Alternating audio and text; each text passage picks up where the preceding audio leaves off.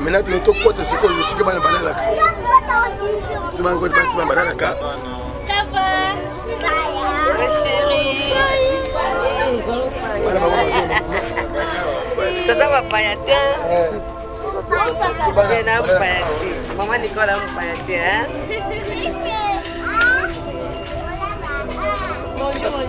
Bonjour.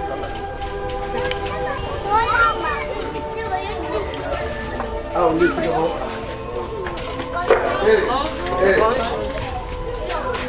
Oh, non. Oh. Keba.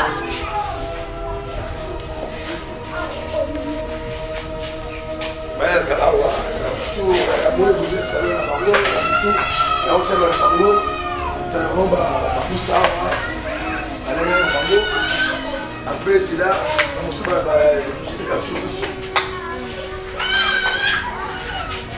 Madame Bouillon, Gracia, Sylvia.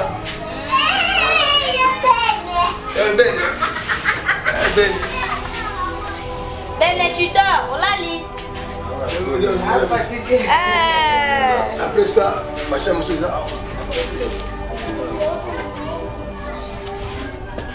moi, je suis pas allé sur le bon, on le fait en mars 2009. On le fait quand nommé. Dorcas, au Sephora, aussi là. Elle me dit, le final, Adi, Tiffin. Madame Aboutou, on est dans le Boutou, on est de la poste, moi, je il y a des pas de motel, madame. Moi, valise, ça va pas te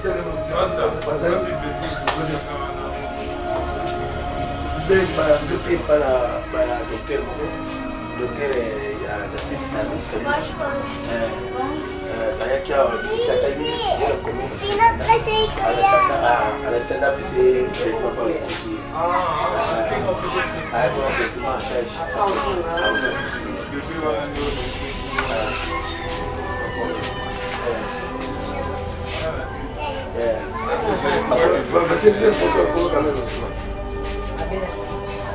bon, maman, vous avez dit que vous avez la carte. L'activité, tout ça, donc, il faut que parce que tu es pasteur. Tu vas avoir un thème, ma classe, c'est pas le monde. Bon, tu dois être sur 6 ans, 4 ans. 6 ans. Vous avez 6 ans. 4 ans. 4 ans. C'est quoi comme âge? Ce qu'on est dans le bas, 14 ans, 13 ans, 14 ans. Il n'a pas mort. Il n'a pas mort. Bon,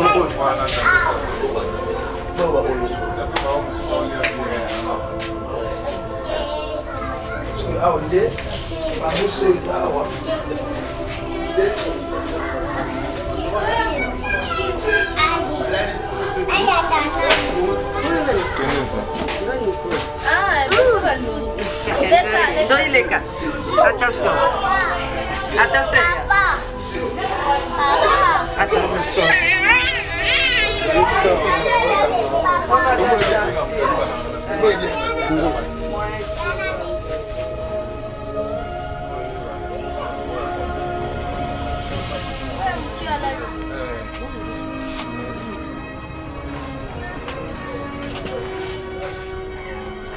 Asandi. Asandi. Ah, Bella. Bani Ming. Bani Ming. Ali Mingi. Bene. Moi, je suis bon, je suis cool. Balia ou la tenne. Parce que, papa là, au moins le petit terrain passé. Comment on a besoin de pépé, papa? Parce qu'il y a tout ça.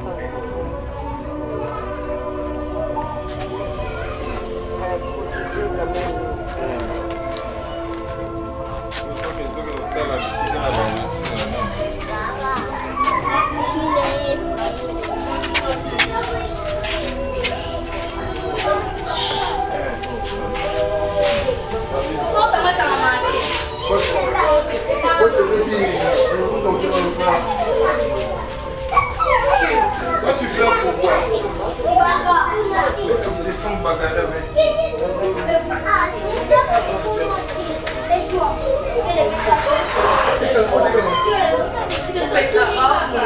Nani? Yeba utoku. Chacun ici va s'allier. Ouais, il y a un peu de temps.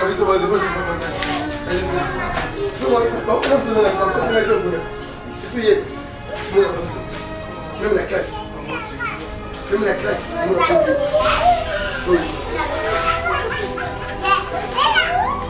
Moi j'ai discipliné, on a vu bosser.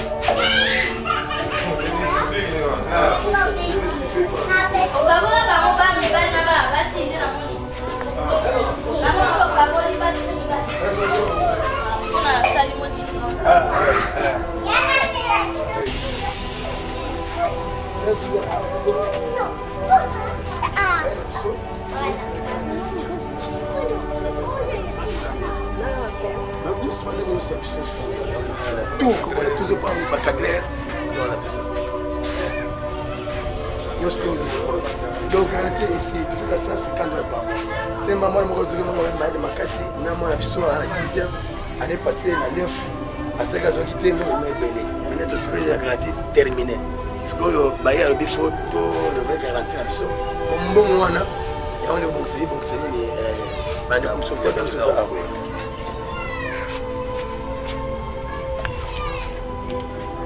Oh, j'ai fait la chose. Bah, on se fait ah, on comme un miflo. Il y a la 6. Ah, c'est ça,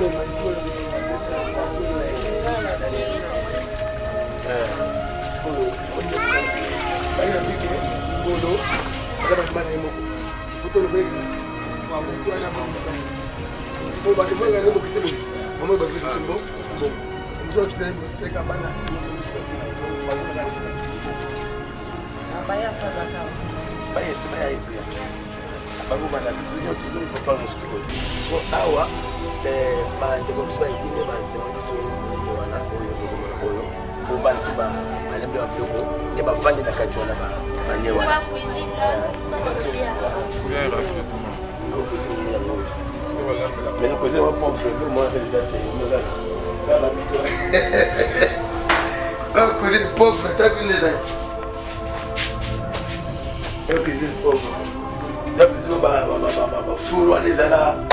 Un courant.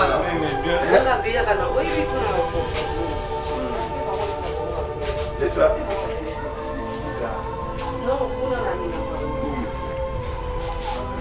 Il y a Bazoum Zaté. Bazoum Zaté, les choses Zaté. Tout comme tu l'as maillé Zaté. Maman, vous avez pour moi cousine. Bas. Vous êtes tellement projeté, maman fait le voyage, vous avez la carte. Et puis ça fait bien. Donc, quand on courant, il y a mon boulot. Donc, le groupe, il y a 10. Les gens pour parler, c'est pas non. Elle est avec l'église. Ah, bah, tu peux t'en faire un peu. Tu vas y aller, tu vas essayer. Bah, quoi, parce que tu es pas unique. Avec ma télé snell, tu es pas unique. Le coup, la bandico, votre France. Oh, bah, tu es maille, le pan. Ma télé sur Internet. Mais c'est la gloire. Bah, image, après, bah, c'est une bandico. Vous avez des billets, allez, tiens, il y a fait un bon. Et le maille. Je vais vous dire que je suis ma casse. Je reste au courant. Courant. Il y a ma passe.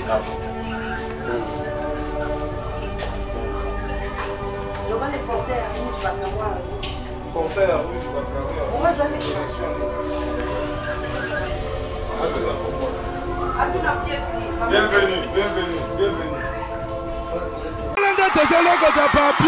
Elenga Congo, Glodidi Asika, la mignonne, hey, la mignonne, Tracy Mbelenga Pro, Tracy Mbelenga Pro, Kata.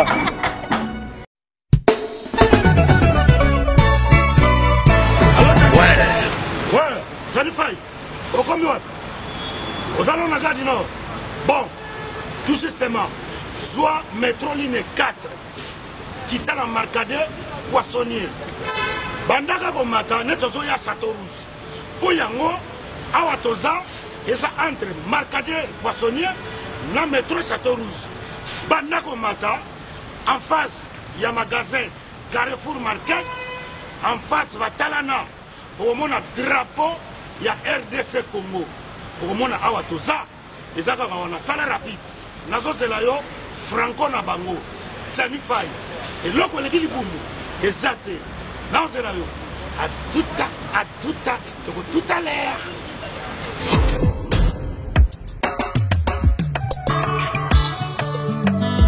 Manigol, bonjour. Bonjour. Manigol, oui. Vous commis ce soir? Oui, tu commis awa. Mais là, nous, on a c'est vraiment d'autres. Oui, tu commis awa na Château Rouge, awa na face à Carrefour, pendant que l'on évite tout ça presque un mois awa. Non, mais bien, il y a des gens on a souvent pas si ranké. Est-ce que nous, yaka, milou, awa tout ça? Et c'est comme ce qu'on en gros, en détail. Et on a eu. Ah ouais, bah voilà, awa tout ça, awa tout kaya. En gros et en détail, exotique awa tout ça. Donc, ça aussi, bah, ça y est awa, puis na bise ça na sebo ni kabisi. Tout awa na Château Rouge. Le doté ka vente en gros et en détail. Ça aussi même carton moko. Doté le ka na benga tout. Donc, bah prix o eza awa, rien à dire. Donc, bah écart en moulai, ce doté ka bloc en gros, ka bloc bien ya bio. Tina yawa, na même ça bon on a pas ya. Au sala terre. Ngana koma kaka awa nazanga mumini awa te Thomson 5 kg 13,90 €. Non. Oh ngolo 5 kg 13,90 €. Maman. Malangwa capitaine normal makaya buya ambassade oya pembe bongo pondu ya kin pondu oya kin sibul na 5 €. Omana Fanatique nyao. omuna wa Na yeli belle awa. ngai dero bite kute dero fumbwa carton fumbwa na 10 €. Oh, c'est dit jamais vu yango nde makambo fait donc ça 4 markadi Château Rouge en face ya Carrefour market okomona drapeau ya Congo RDC eloko makasi bon mutsambo pena munyu wala. évidemment kisalaki ndeki mon frère tala ba prix komiki soko nayaka na koti ya la ngai. Congo foke liboso tolia biloko mboka na biso moko. Et puis tu es drapeau du banda wa. Drapeau ya Congo bambisi neti oyo Ekomisa mai bila mboka. ya mai ya Congo bauti ba province bauti ba mboka mosusu boya kosaprovisionner po ba prix yango oyo yango oyo awa toza omona drapeau du banda. Nous sommes Go Location. Nous prenons votre talon de bagage au pied de l'avion et nous vous déposons tout de suite où vous voulez, dans les meilleures conditions possibles, pour vous donner plus de temps et de liberté.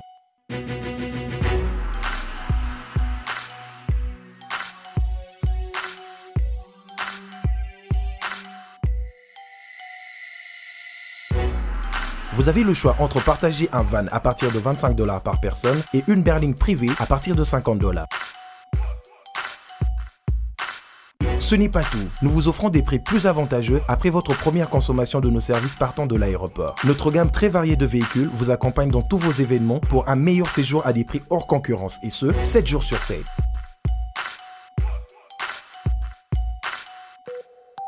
Puis, nous vous faisons suivre vos bagages chez vous rapidement et en toute sécurité par un personnel professionnel et très qualifié. Pour plus d'infos, Europe, Amérique, Congo ou golocation@rdc@gmail.com. GoLocation, nous sommes au Flat Hotel Lontou en face de ShopRite. Avant, quand je prenais mon vol, j'organisais tout seul. Quand je voyageais, que ce soit en business ou en économie, arrivé à l'aéroport, je rencontrais de tracas.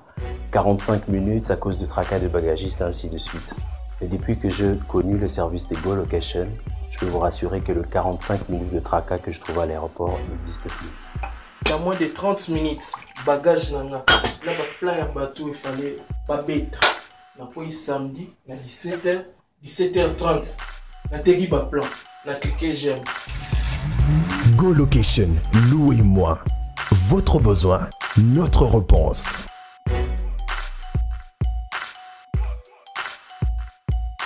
Wow. Ande ngomba. Toi qui t'as makasi? Sors mon talon, pesus. N'enga tata basket nanga sous les bagues. Première fois, expliquez plus papa à toi na Selimbao. Selimbao. Tu es orphelinat ou est-ce ça? maman Nicole pour visiter l'orphelin. On a allé pour Asgala Nabango et Longo. Ah, ça c'est l'air de Nicolo Koué. Voilà mon dentier. Maman est meilleur veut la ville de Nyonso. Si tu y visite l'orphelinat, puis c'est l'enga comment? Tu es quoi accompagner maman Nicole? Nicole Toussef. Voilà, Nicole Toussef. C'est un long par rapport. Maman avait bien été là-bas limite. Hey, fais là ta basket, Nzambe là. Oh quoi? Là quoi en pleine caméra. Douane. Là quoi? C'est là. Hey, Nzambe oh. Papa pour une journée ezala. Comment tu pourrais visiter ça? Et tu vas faire ça la première fois na fois. Bah là il soutient. On a toujours la commune il y a Selemba. La carte moi carte bon moi rané toki. Entre permanent. Permanence de commune. Permanence c'est d'aller une place une maison communale. Il y a Selemba où il allait. Tout ça à 10 minutes il y a du peine. Voilà. Dame. Nico. Bye bye. No malu lah masih.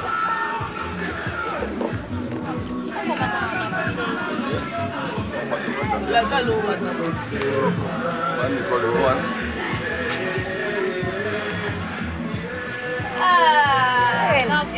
Obunisinga musika boye. Et après pour la bien, après pour la ngaï. Maman Nicole yeyo, comment puisque tu commis monde entier. Toye toujours rendre visite dans l'orphelinat. Maman Nicole va pour la première fois là. Bote na bino na sepe comment na bino. Et Congo toye poto sepe la na bana pe. On est ensemble. Ok, on est ensemble. Tout ça, maman, il est par rapport au sol. Merci Nicolas.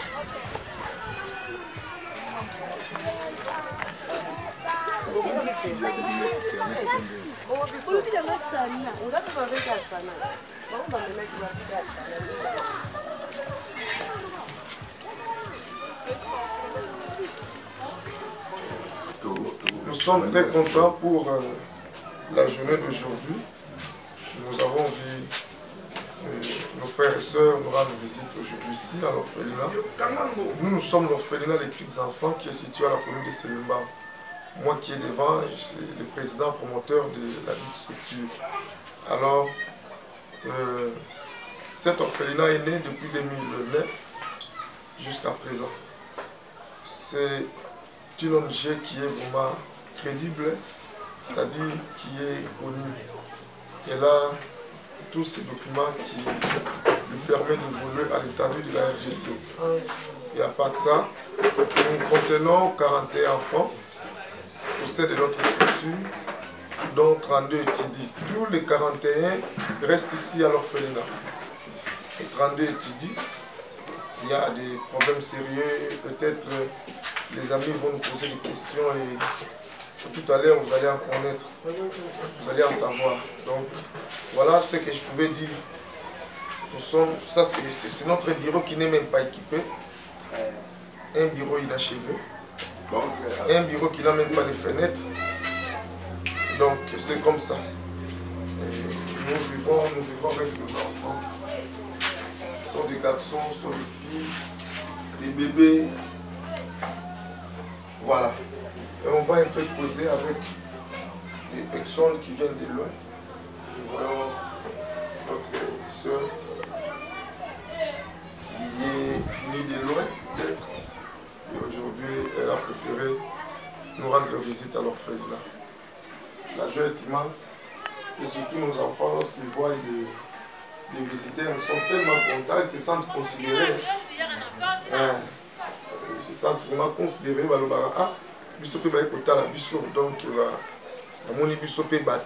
Donc, notre joie Et notre honneur, pardon, c'est de ramener la joie qui était perdue aux enfants. C'est ça. Ce sont des enfants stressés. Ce sont des enfants qui ont des problèmes sérieux. Et ce ne sont pas seulement des enfants qui habitaient Kinshasa, mais d'autres furent expulsés au Congo-Brazzaville. D'autres viennent de l'Est, d'autres d'Équateur, d'autres beaucoup plus ils sont de Kinshasa. Beaucoup plus de nos enfants sont de Kinshasa. Voilà, les âges varient d'un an à 17 ans. D'un an à 17 ans, nous avons des bébés ici. À tout à l'heure, vous allez voir les images. Les problèmes sont nombreux ici. Nous avons beaucoup de problèmes qui nécessitera aussi votre soutien spirituel, matériel, tant financier. Parce qu'avec ça, ça va beaucoup nous aider. Nous sommes locataires dans cette parcelle, malgré qu'il y a des affinités, mais ce n'est pas ma parcelle.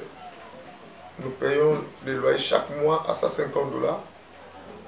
Et puis, nous payons les frais scolaires des enfants, qui sont au nombre de 32, à chacun 10 000 francs, équivalent de 9 $ par mois.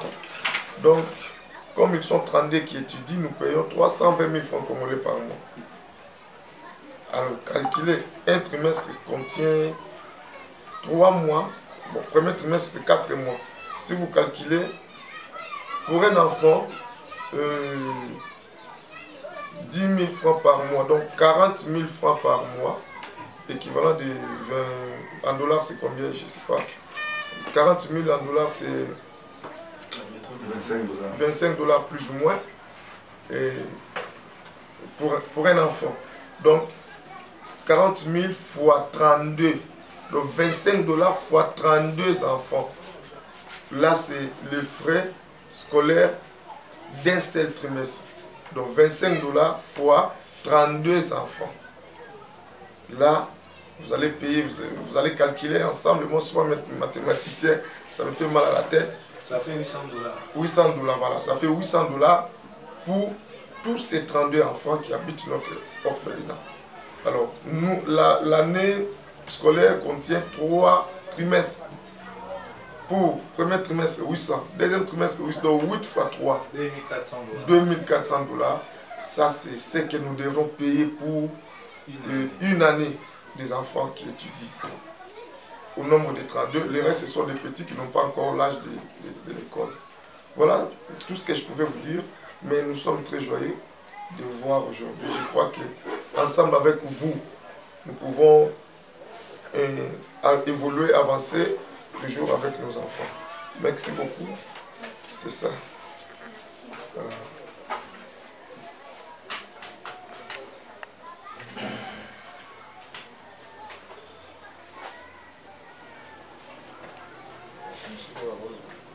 Merci. Mbote. Ça va bien. Vraiment, journal, on est vraiment très content de vous voir. De vous voir nous rendre visite dans cet enclos ici, dans cet orphelinat. Vraiment, nous sommes très joyeux. Quand bien même que vous êtes venus après des fêtes, mais nous sommes vraiment très contents. La fête continue. Effectivement, ça le mois de janvier. Tout à fait, merci, on est vraiment contents. Et que le bon Dieu vous bénisse, vous qui êtes venus nous rendre visite. Pourquoi pas aussi les orphelins qui sont là. Ils sont vraiment très joyeux de vous voir venir leur rendre visite. Et puis, il y a beaucoup de problèmes qui nous arrivent, surtout les enfants, les scolarisés. On dépense beaucoup, mais nous vivons toujours par vos aides. Vous qui avez toujours l'habitude de venir nous voir, vous les particuliers. Sauf que l'État congolais ne nous aide pas. Il y a l'affaire sociale qui est là, mais il ne nous porte pas une main forte. On se débrouille par des moyens, nos propres moyens de bord. Et puis avec des gens de bonne volonté qui nous aident souvent. Donc c'est un peu ça. Je crois que le président venait de vous le dire tout de suite là que nous avons 41 enfants et 32 32 qui étudient et 9 autres, voilà, ils n'ont pas encore atteint l'âge de la scolarité. Donc nous sommes là, vraiment, nous souhaiterions que ça soit la première fois et que ça ne soit pas la dernière fois. De temps à autre, si vous allez continuer toujours à faire des actions comme ça, telles que vous voulez faire tout de suite là, puisqu'il y aura des images, nous serons toujours contents. Et puis le bon Dieu ne vous oubliera jamais pour vous bénir. Donc c'est ça un peu, c'est tout ce que je pouvais au moins compléter mon président qui était là. Donc c'est ça vraiment. Merci beaucoup, c'est vraiment gentil.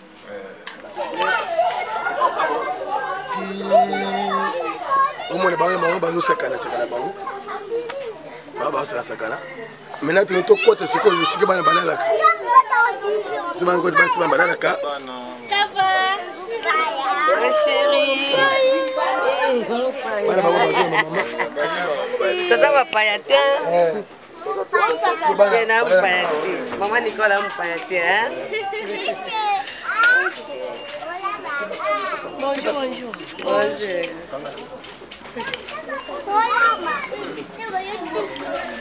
Ah, on est ici d'abord.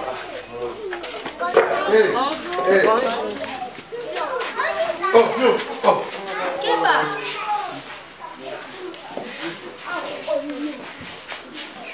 Bayaka awa, tout amour vous êtes salé na bango, tout. Na on sema na bango, mutana babusa awa. Alaya na bango. Après cela, on se va jeter la sauce. Madame Bouye, ça me dit Gracia, Syria.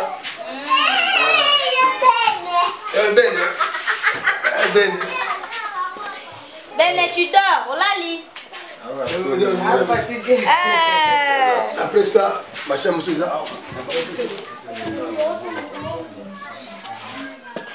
moi, je suis pas allé sur le bon, on le fait en mars 2009.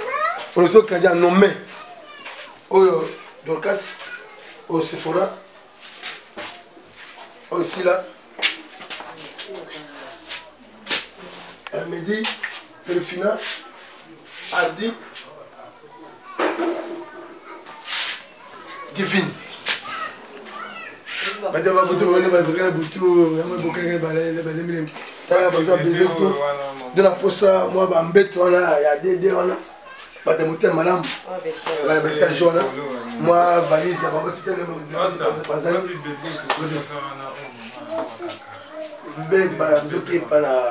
docteur Moko, docteur dentiste na médecine. D'ailleurs qui a visité Atali, on a commis à la tenda puis c'est traitement par le souci. Traitement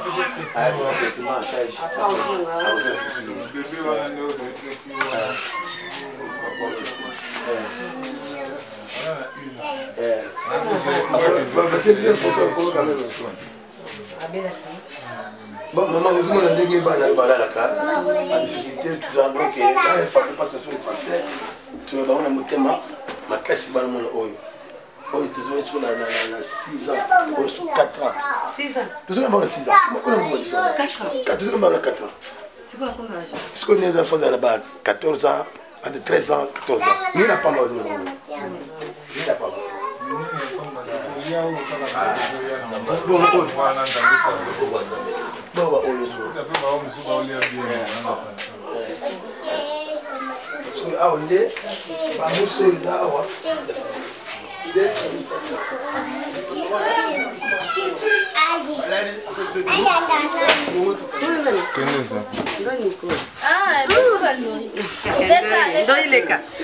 attention. Attention. Attention.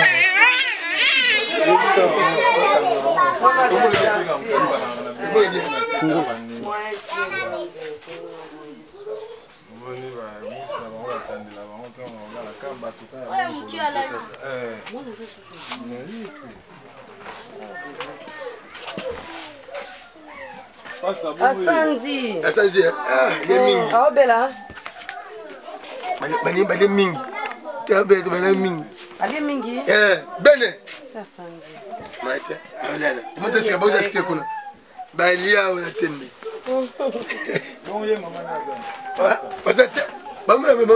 papa na ye omona petit terrain passé femme on a no bozo mon pépé papa parce qu'il y a auto sang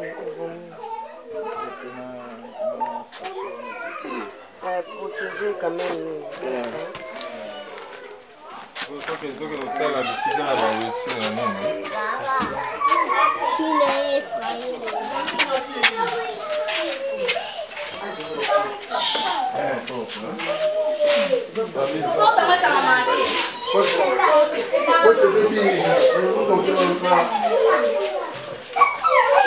Toi tu pleures pourquoi? C'est son bagarre avec qui? Et toi?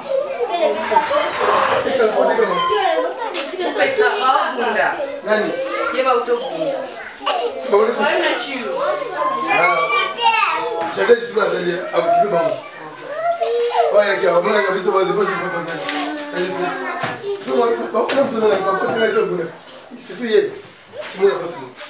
même la classe. Même la classe.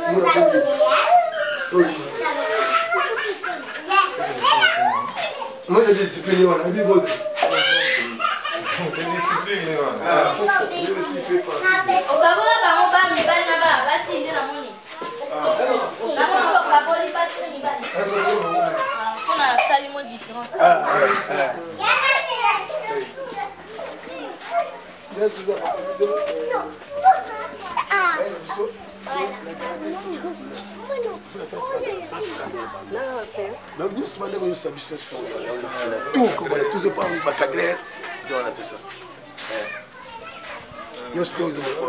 Donc garantie ici, tu fais ça, c'est 50 $ par mois. Tellement moi, je suis de ma casse, je suis à la 6e, année passée, à 9, à 5 ans, je suis belé. Maintenant, tu fais la garantie terminée. Ce que je baille le faut le vrai garantie la biso. Pour bon mois, il y a un bon série, bon série, mais comme ça, quoi comme ça.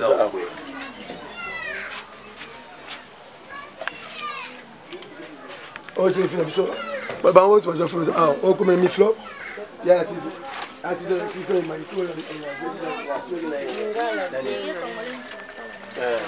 C'est que mon Dieu, bah, il a dit que Ngolo, madame Mane Moko. Il faut le vrai garantie. Oh, bah, moi, je vais vous quitter. Moi, je vais vous quitter. Bon. Je me suis quitté. Je vais cabana. Je me suis dit que je vais donc, bah, moi, je vais vous quitter. Bah, il y a pas d'accord. Bah, il y a pas de problème. Bah, vous m'avez tout ce que vous pouvez pas nous dire. Ah, ouais. Bah, de comme si bah, il dit, bah, c'est moi qui suis venu voilà, oyo. Pour bah, si bah, bah, l'emblème à bloco, ne bah, vendre la cature là, bah, bah, il y a voilà. Cuisine là, Viens rapidement. Mais le cousin va pas faire moi avec les athées, il me regarde. Là, bah, bidon. Un cousin pauvre, t'as que les amis. Un cousin pauvre. D'après ça, bah, fourreau les alas. Courant bien. Courant.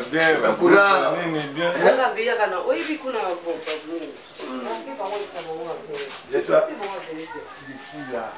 Non, on a la mine à la bazoum zaté. Bazoum zaté, je zaté. Pas tout comme tu l'as maïs zaté. Maman, vous avez pour moi cuisiner ça. Bas. Vous êtes tellement congé, tellement beau. Maman fait beau, il y a de la carte. Ça fait bien. Donc, pour tout courant, ils ont mon boulot. Donc, le groupe, il y a l'église. Le gens pour Barba, c'est pas là. Il faut faire l'église. Avenue Gungu. Ah, bah, tu peux me faire un peu. Tu peux me faire un peu de SNL. Bah, pour passer sur des pariniques.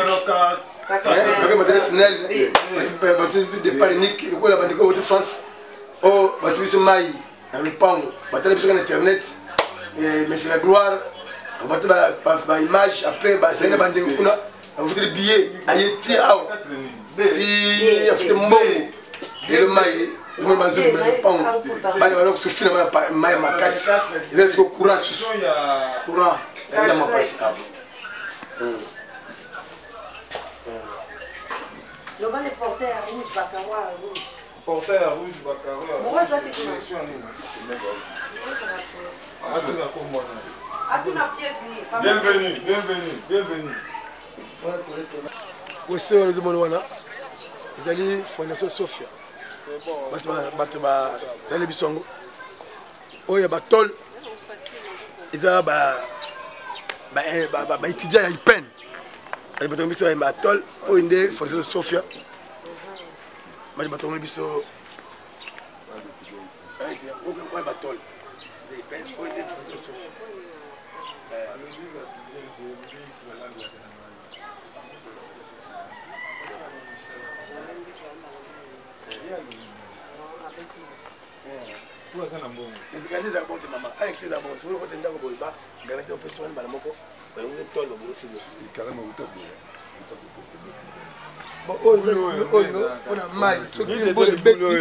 efo ezala soki eza te mai ezokita boye mapangu to koto oyo batimola boye soki bolo eza te bakofuta mai $100 mapangu to ya koto oyo soki batimola boye sokofuti soki lopano biloko te otuba paye $100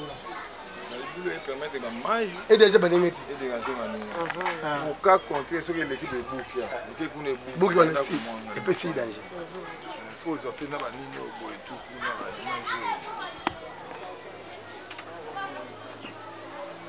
baimage motema malamu lopango awa na bana babeni oboki vata pigeon vata ekopesa bien bata mitema malamu oyo balingaka bana oyo batabeli bana nzambe kolo akotika bango te nayokutana bana nasepeli koya kokutana bango kopesa bango oyo esengeli ya mwa ndambo emonani ya kokabula na bango nzambe ya kombo. Merci beaucoup, nzambe apambola mpeno ye Alexandre.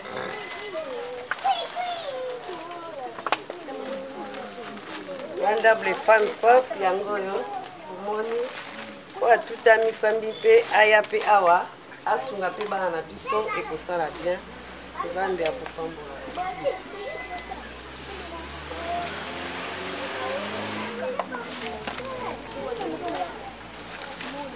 Hilda omoni dada Odile Fallon yango ya savon wana okokaki nakolete yalo nasepeli kuna bino namoni bino nzambe ati ezala dernière jour te nakoyaka lisusu nzambe so apamboli voyage lisusu naoya suku kokutana. On dit merci maman Nicole. Allez-y, vite. Merci maman Nicole. Ok. Là c'est fait.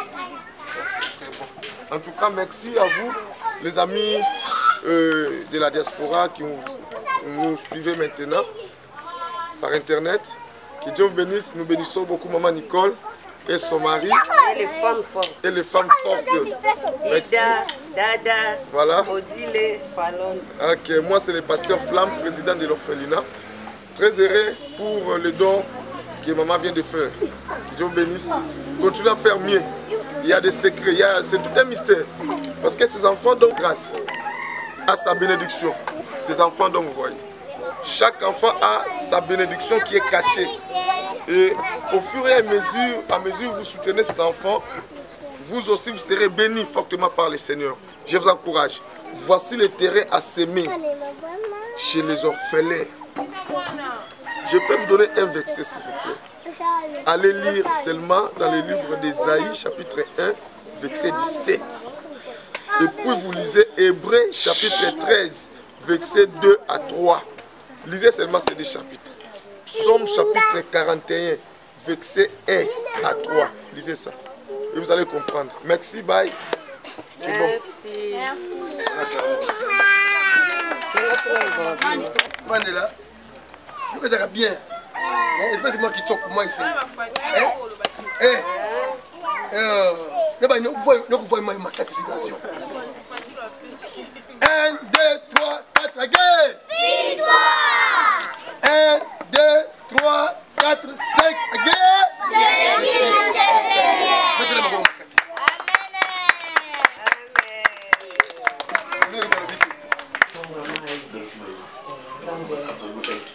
Désolé que moi je vais là, il faut qu'il y ait un traitement, les médias. maximum aza pambola libone ke so eza fidèle eloko moke donc amoni eza fidèle opesa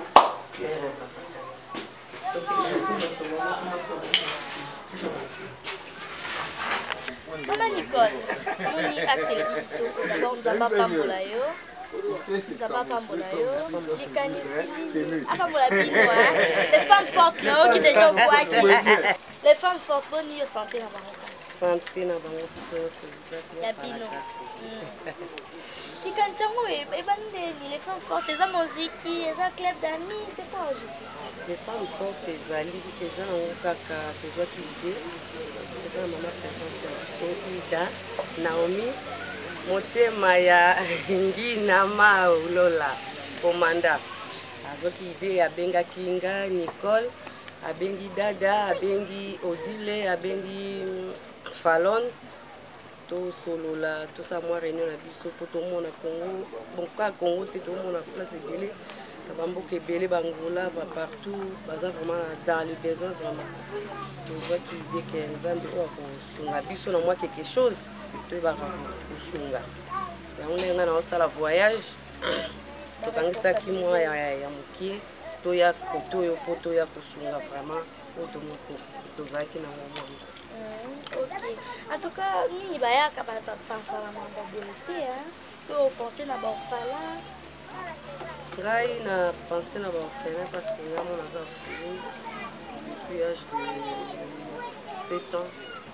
Donc na tout amana na kapasi le na mona bana ba souffrir bana ba yo kapasi baza libanda esala nga pasi. Na banda kutu na nga mo kaka déjà na sala ngo. Na sala ngo vraiment tout amaka. Pende na ebe boye malgré na zuzu ba image te mais na sali salon menzambe ata na zuite menzambe ayebike motema nga ndenge zo tout amaka na kosala. Les femmes faut besoin un pays. Besoin na Switzerland na Basel. OK. Sikoyo ah bon, il faut relaxer la caméra. Non, tout ça qui boye pour et puis ça peut va me courage. Voilà. Et puis ça vraiment va me courage ba tout à ma paix. Ba o ba olinga vraiment ta lip ata kutu ya lamba o bana ba négliger kuna a za na valeur. Tout ça on a ndingi te ke pour ekende ke o pour ka caméra non. Précis oyebi ba benga que depuis kuna ezaki juste vraiment pour na kwa kusunga moi lipa moi sukali eko aider. Soki pour kutani na ngupe motema et tout à misio nzambe vraiment sungi vraiment sali mawa okuluka biso ba numéro na biso toza la femme forte toza pe na Facebook okuluka biso ata elamba mwana la tara société okuna to boa kara na biso mais soko pesi Nicole yango na ekotike kozala bien makasi nzambe omona eu ma solo ya loko ekota pe mwandini na nduma so ba pesi pour komisa mobimba ya kati famille zwa famille lia soko kati ezaka yondo luka problème na nzambe parce que bano bazango dans les besoins na kokata na ozwani na pesa bato bazana ngo ba lo ba lia ngo me bazana na ba kozongo plan na dimension te par rapport ya bana onga na pesa. Merci beaucoup, Maman Nicole, qui est salutations à la première dame de Lausanne. Merci pour la Belisha. Maman la vie de Laurier, pas en tabaction, pas femme forte, merci beaucoup pour penser à la biso et Elengia Congo, toi accompagner Bino, dans mon colalelo. Comment ils ont une initiative à Kitoko et ils ont raté au Yika au Fan Nangana Taba, au Meli, moi, Tembo, moi, Nini, au Kotaba, boîte de nuit au Panzambo, on a un champagne qui est battu sous bazo souffrir, bazo sangata. Lipa, bazosangata sukali donc pourquoi pas pour aider l'exemple au Maman Nicole na les femmes fortes voilà quelques salutations à bateau baladi yo bateau baebi yo famille na yo surtout meilleur vœu na bino tout meilleur vœu na pesi mbote nanga na Hilda Maman présidente yonde makambo Hilda motema ya Lola ngina ma Naomi Dada yonde na pesi Odile mbote ba meilleur ve Fallon maba na tiki Nadia Kambe ma petite sœur propre ya yo yangoyo Gisèle Soupa Lion Bob Mabata bon ndeko na bosani en tout cas vraiment nalingi binomi bozala bien ba meilleur ve bonne année à mon bien Alain Carré ya Maman Stella Joba Makasi bonne année na papa Diasuka bonne année na famille Bella Lolo bino tout action yango tozo continuer toujours pour soutenir pour la ça ba image on est maman Nicole à lobby et ça pour la conserver partir pour la relaxer ce qui nous mais ça pour la relaxer maintenant bato bazo souffrir ba orphelin ba ça ba veuve ba ça donc to aider. Merci beaucoup maman Nicole. Merci Dani Lukoki. Mon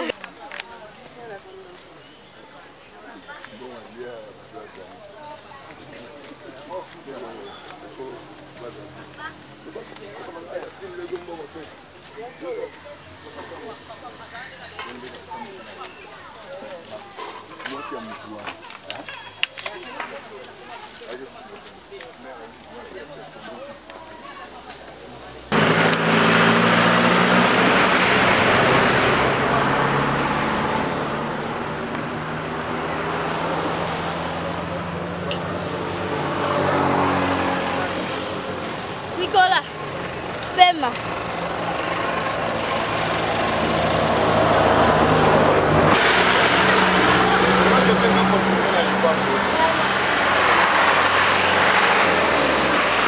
C'est bon Nicolas. Merci papa. Merci, merci. Maxi Bio Café. Yango.